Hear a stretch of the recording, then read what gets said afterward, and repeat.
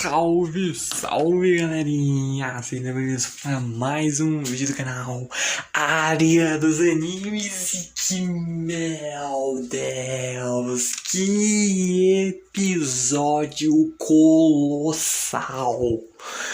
Estou completamente ensandecido com esse episódio insano de Oshinoko. Meu Deus, metade do review vai ser pelo menos eu repetindo tudo isso, porque carambolas, que episódio mais bom pra caramba foi esse sexto episódio. Que final, basicamente, não é, senhoras e senhores? Porque, meu Deus, delírio com esse sexto episódio da segunda temporada de Oshinoko. Que caramba!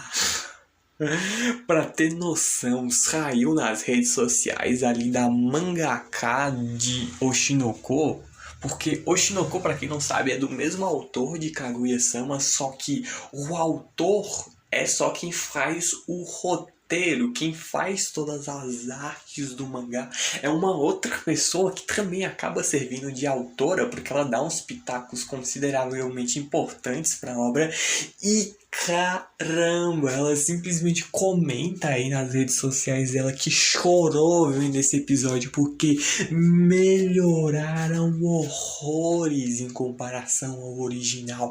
Esse já tava bom, eu disse que eu tava com hype colossal pra esses episódios. Eu achava que iria ser um único episódio, mas não, ainda não acabou e cessar. Eu quero mais urgentemente. Que insano! Mas bom, antes de começar esse review desse sexto episódio da segunda temporada de Oshinoko, espero imensamente que vocês gostem desse vídeo, que justamente por isso deixe um like e se inscreva no canal. E claro, também ative o sininho das notificações para receberem todos os vídeos aqui do canal. Eu então agradeço imensamente o apoio de todos vocês. Então, sem mais delongas, bora para o vídeo! Bom, a gente basicamente começa o episódio em si. É como se fosse quase que um outro anime inteiro, porque a gente vê ali eles sendo o episódio inteiro a peça, apesar de terem algumas transições que só engrandecem cada vez mais e mais. E eu vou comentar sobre isso. A gente começa, e é até interessante o modo como tudo é apresentado.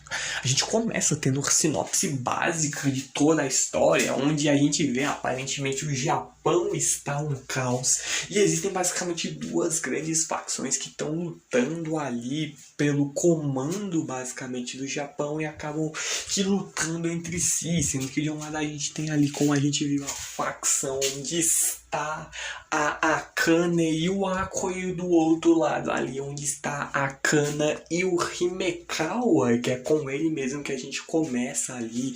A gente tem a apresentação dos personagens, e a forma como é colocada é como se a gente de fato tivesse ali no público, sentado ali em toda a plateia, vendo ali a peça, porque a gente vê todo o enquadramento, toda a filmagem como é colocada. É como se alguém estivesse com a câmera de altíssima qualidade filmando tudo de longe, e a gente vendo tudo isso, e simplesmente colossal. A gente que vê algumas transições, alguns momentos a gente vê um pouco mais distante, mas depois a gente começa a ver ali mais perto dos personagens, e é insano. A gente vendo ali o Blade, que é basicamente o personagem na qual o Himekawa interpreta, encontrando a Tsurugi, que é a personagem que a Kana interpreta, é aquele shounenzão basicaço, basicamente. E a gente vendo ali essa questão de que existem no mundo de Tokyo Blade espadas ali, 21 espadas, que quem tem a posse delas ganha ali algumas habilidades especiais e tudo mais, e começa já de início uma luta entre o Himekawa e a Kana, e é muito bem animado.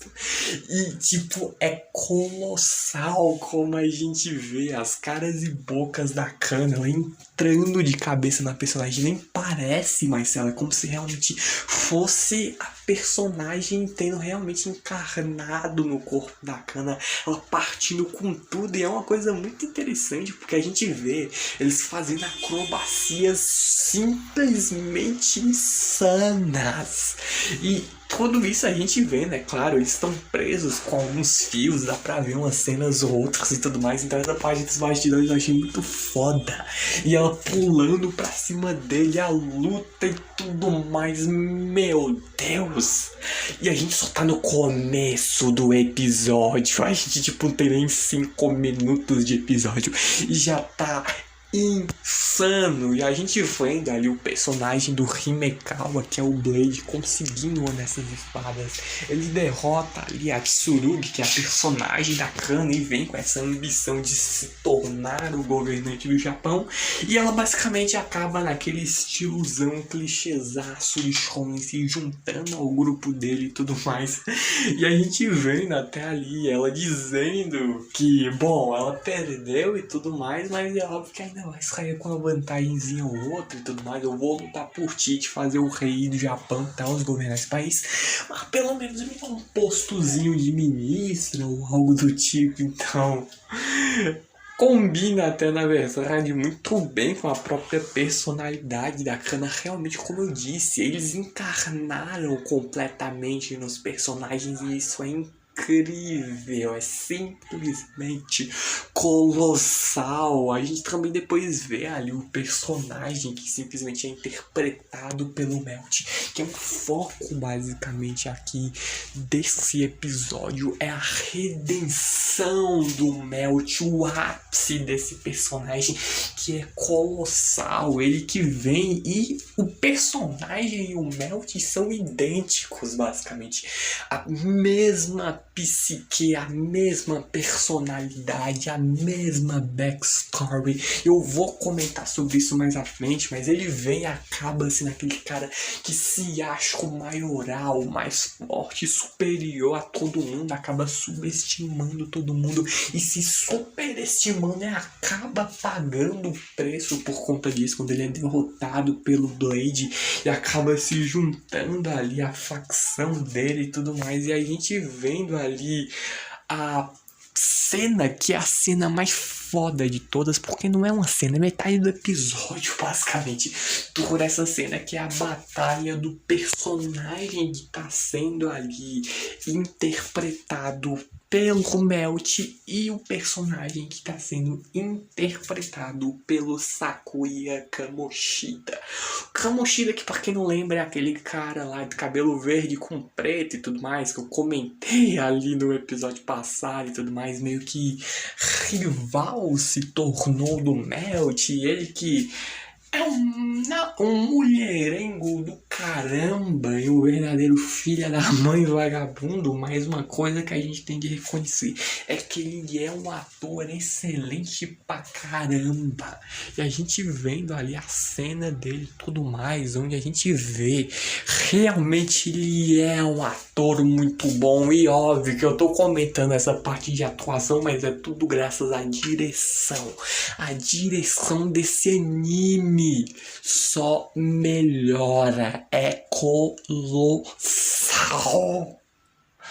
A gente mesmo vendo ali, ele e o personagem são completamente opostos, mas ele ainda é um ator do caramba. E a gente vendo ele, a cena que é simplesmente porradaria pura, trocação de golpes de espada entre o Kamoshida e o Melt, e é aí, a gente começa a ver esse daí, o episódio do Melt, basicamente.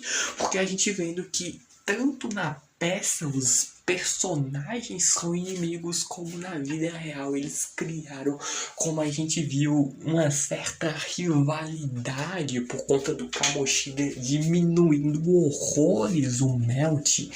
E o Melt já sabe que ele não é um bom ator, ele joga isso cada vez mais e mais, isso em cima dele, todo mundo, a gente mesmo vê.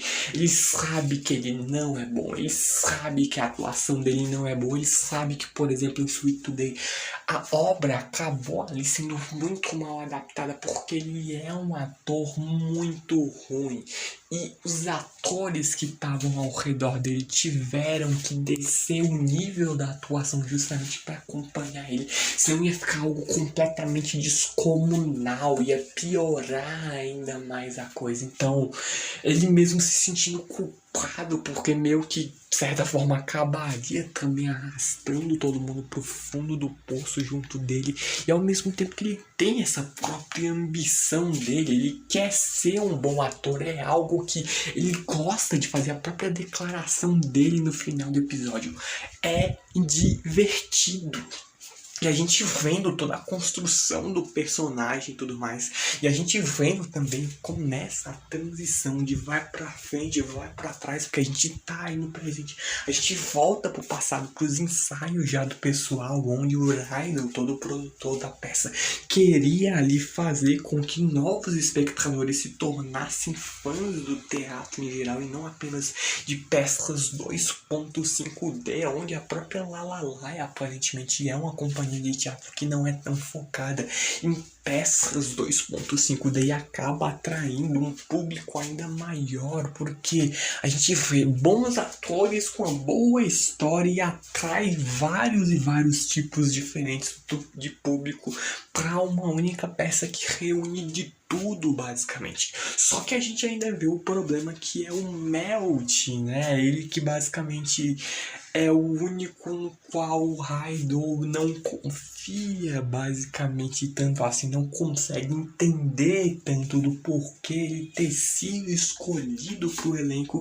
E a gente vendo que não é como se ele fosse tão conhecido assim, também as próprias habilidades de atuação dele, como o próprio Rydell vê, não são suficientes quando ele está ao lado de atores experientes, onde ele mesmo comenta que viu ele atuar em Sweet Today e, para ser honesto, achou que ele não era adequado de forma alguma para a peça, mas ele ainda conseguiu o papel porque o Kaburagi, que foi todo o produtor, para quem não lembra daquele reality show que acabou mexendo os pauzinhos aqui e ali, bom, dá a entender que ele vê um potencial no Melt, porque o Melt, a gente mesmo começa a ver a backstory dele. Ele é um cara que ele sempre teve tudo, ele sempre teve uma vida fácil, ele nunca precisou se esforçar necessariamente. O esforço mínimo que ele tinha, ele já conseguia conquistar o que ele queria, mesmo no improviso ele conseguia o que ele queria. Ele era alguém que tinha tudo muito fácil e criou ali uma personalidade um tanto quanto que se superestima e acaba esquecendo que ele não é tudo que ele realmente é, e acaba que se ferrando consideravelmente por isso quando ele se depara com o abismo à frente dele, porque ele não era um bom ator. Ele mesmo começa a perceber que o pessoal de Sweet Today, todo mundo ao redor dele, estava diminuindo o nível da sua própria atuação, mesmo que pudessem fazer algo melhor. Eles diminuíam o nível justamente para não fazer com que essa disparidade colossal criasse ali uma cena que, bom, convenhamos, a gente tem tipo um ator de Hollywood contracenando com um cara que não sabe nada e a atuação seria um tanto quanto ruim de se ver no fim das contas. Então realmente essa sensação que o público sentiria não seria nem um pouco boa. E a gente vendo que no fim das contas ele mudou. Ele é um tipo de cara que ele reconhece os erros.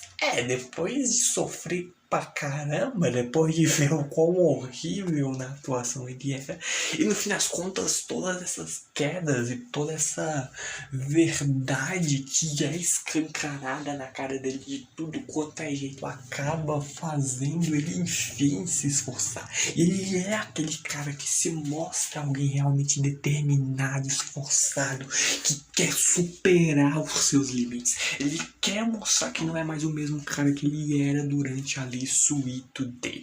E a gente vê que a pessoa que observa ele com os olhos mais críticos do mundo está aí na plateia, que é simplesmente a autora de Sweet Today, que já deixou descarado que não gosta nem um pouco dele e que quer ver aonde ele vai levar tudo isso, porque a gente mesmo vê que ela não acha que ele é algo incompetente para isso, e a gente começa a ver um pouquinho mais da história dele, onde, bom, a forma como ele se torna popular é um tanto quanto cômica, porque depois de começar o ensino médio, uma aluna, uma senpai do terceiro ano, meio que pegou ele, meio que abusou dele pra fazer o que quisesse, e vocês estão entendendo descaradamente com o que está sendo mostrado aí na tela. Dá pra entender muito bem o que ela fez com ele, e ela fez e gostou. E justamente por isso ele ficou popular, então.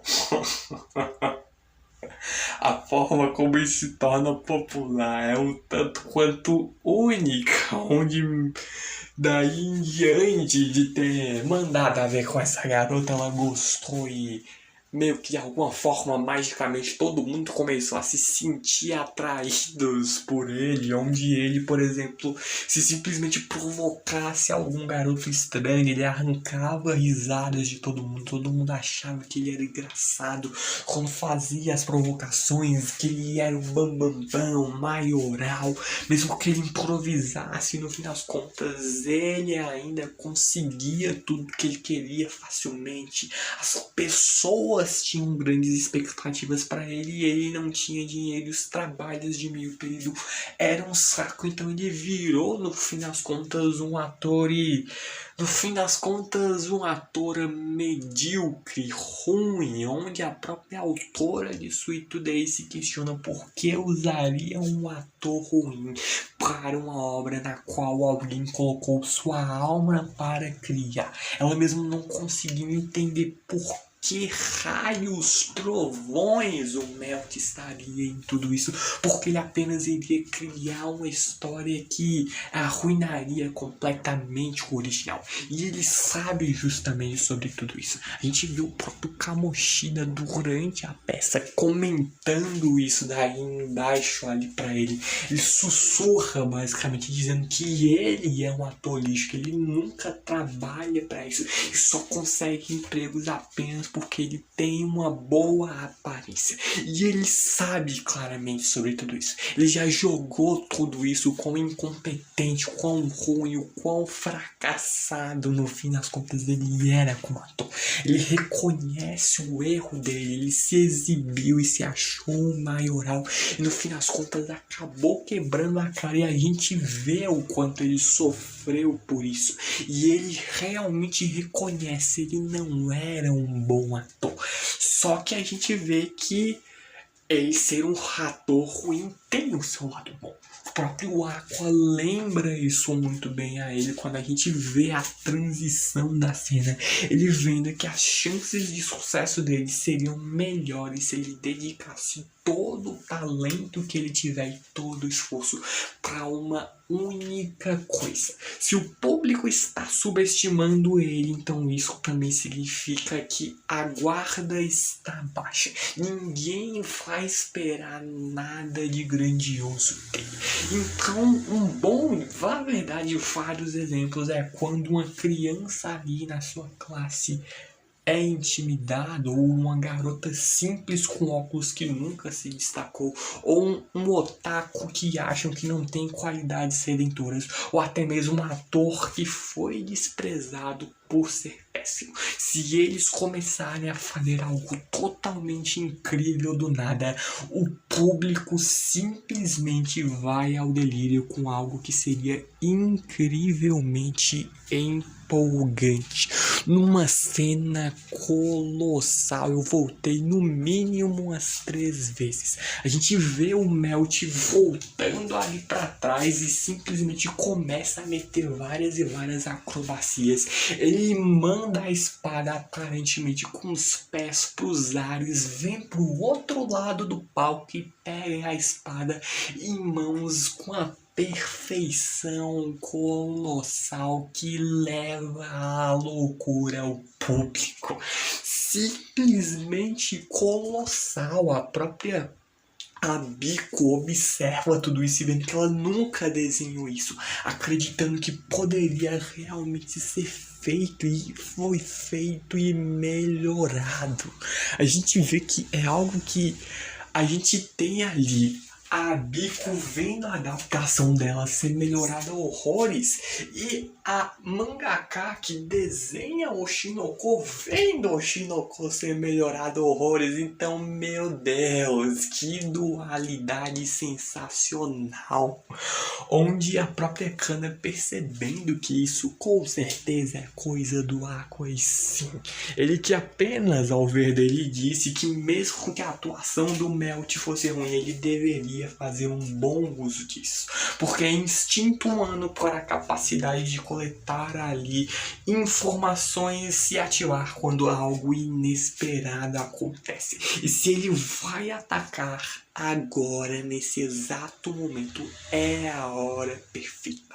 Essa é a maior cena de exibição que ele já teve na sua vida, e ele tem de fazer o melhor bom uso disso. A gente vê que ele com espada em mãos parte com tudo pra cima do Kamoshida e simplesmente se torna algo colossal. A gente vendo a transição dele partindo pra cima do Kamoshida, enquanto ele no passado tentando entender mais sobre o personagem dele, ele via, por exemplo, a Akane com toda aquela dedução dela, ela que leva ali o aprofundamento insano ao personagem, entender realmente um personagem que mesmo de ficção, como se fosse alguém que realmente existe, ela tentando entender ao máximo por que tal personagem faz isso, aquilo, as motivações, as aspirações, tudo. Ele não é tão genial quanto a Kana, ele não é tão talentoso quanto a Kana, não é tão esperto e habilidoso contra o Aqua, nem nenhuma das outras pessoas daí.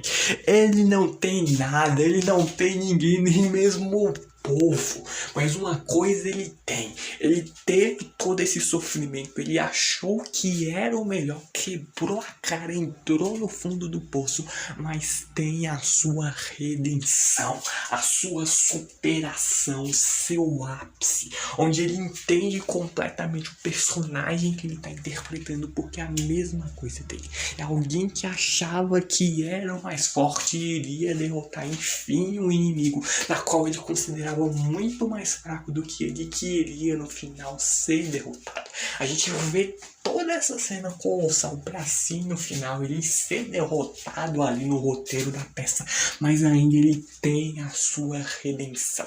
Mesmo que na peça o seu personagem tenha sido completamente derrotado, no final ele ainda saiu vitorioso, porque que atuação, eu diria que direção do caramba, a animação, trilha sonora só cresce, onde ele vendo que por esse minuto ele não vai perder pra ninguém, nada, ainda não, por um minuto, não importa quem seja, ele vai dar o seu melhor, e a gente vê uma cena que é simplesmente colossal.